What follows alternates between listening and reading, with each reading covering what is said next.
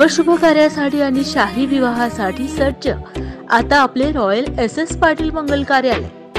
भव्य प्रशस्त hall, stage, उत्तम पार्किंगची सोय, अद्ययावत साऊंड सिस्टीम, ड्रेसिंग टेबलची सोय, स्त्री आणि पुरुषांसाठी स्वतंत्र डायनिंग हॉल, सर्व सोयींनी युक्त स्वयंपाकगृह, महिला आणि पुरुषांसाठी स्वतंत्र स्वच्छतागृहे, लहान कार्यक्रमासाठी कार्यालय सवलतीच्या दरात उपलब्ध।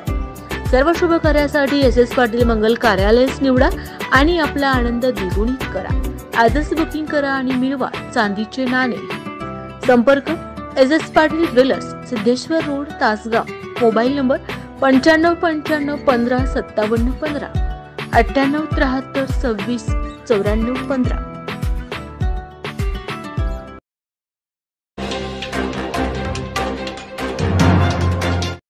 शरद पवारांनी दबाव टाकून साखर कारखाना होऊ दिला नाही, अजितराव घोरपडे यांचं वक्तव्य। मल्टीस्टेट करून कवठे महांकाळी बंद पाडला, सतसत विवेक बुद्धीने विचार करून मतदान करण्याचं आवाहन। शरद पवारांनी दबाव टाकून साखर कारखाना होऊ दिला नाही, अजितराव घोरपडे यांचं वक्तव्य। मल्टीस्टेट करून कवठे महांकाळी बंद पाडला, सतसत विवेक बुद्धीने विचार करून मतदान करण्याचं आवाहन।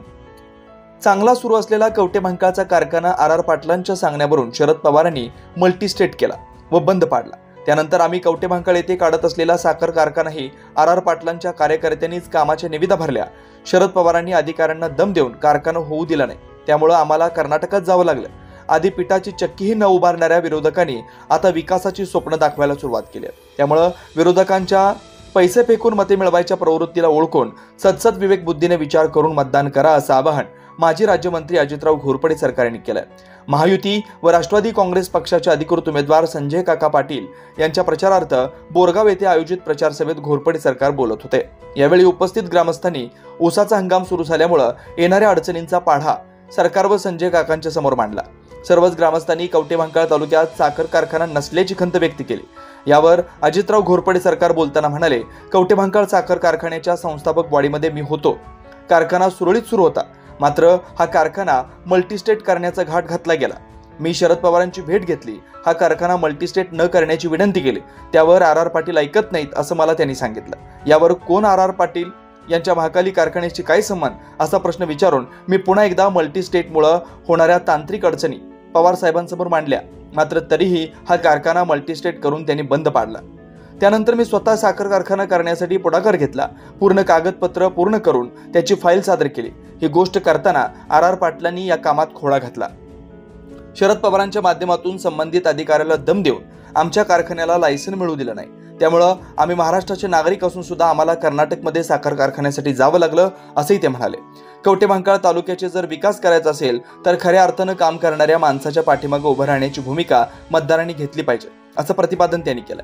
सध्या पैशाचा प्रचंड मोठ्या प्रमाणात वापर सुरू आहे, लोकांना विकत घेऊ शकतो अशी भावना काही जणांची झाली, मात्र कवठे महांकाळ तालुक्यातला मतदार हा जागरूक व स्वाभिमानी आहे। तो अशा पैसे फेकून मत विकू घेऊ पाहणाऱ्या प्रवृत्तीला बळी पडणार नाही याचा मला विश्वास आहे। राष्ट्रवादी तीच आहे, पण आता राष्ट्रवादीचा चेहरा आश्वासक आहे। खरं बोलणारा व आपल्या बोलण्यावर ठाम राहणारा अजित पवार सारखा नेता आपल्याला मिळालाय। त्यांच्या माध्यमातून कवठे महांकाळ तालुक्याचा चेहरा मोहरा बदलण्याचा ध्यास मी व संजय काका पाटील यांनी घेतलाय। विशेष प्रतिनिधी तासगाव कवठे महांकाळ। मला कळली बातमी की कवठे महांकाळ कारखाना मल्टीस्टेट करायचा आहे। काका मल्टीस्टेट, मी डायरेक्ट पवार साहेबांच्याकडे गेलो, म्हणजे साहेब हे करू नका, आमच्या कारखान्याची वाट लागेल आणि पुन्हा उभं करायला कोणी पुढे येणार नाही। त्यावेळेला कसं उभं केलं ते आमच्या जीवालाच माहिती आहे। चालू आहे कारखाना, तुम्ही काही मल्टीस्टेट करायच्या नादाला लागू नका। पवार साहेबांनी मला सरळ सरळ उत्तर दिलं, ते RR ऐकना। म्हटलं कारखाना कोणी उभा केलाय? तर कारखाना आता तुम्हालाच माहिती, म्हटलं मी होतो त्यात, पहिल्या डायरेक्टर बोर्डाचा मी संचालक आहे। सगळ्या कार्यकर्त्यांनी एकत्र येऊन हा कारखाना उभा केला आणि तुम्ही म्हणता RR ऐकत नाही। काय संबंध RRचा या कारखान्यात बोलायचा? का तुमचा चेला आहे, तुमचा पोपट आहे म्हणून ते तुम्ही त्याच ऐकायला लागलाय? काय अर्थ आहे या गोष्टीला? न ऐकता तो मल्टीस्टेट केला, कारखाना बंद पडला, 5 वर्ष झाली, आता वाट लागली कारखान्याची।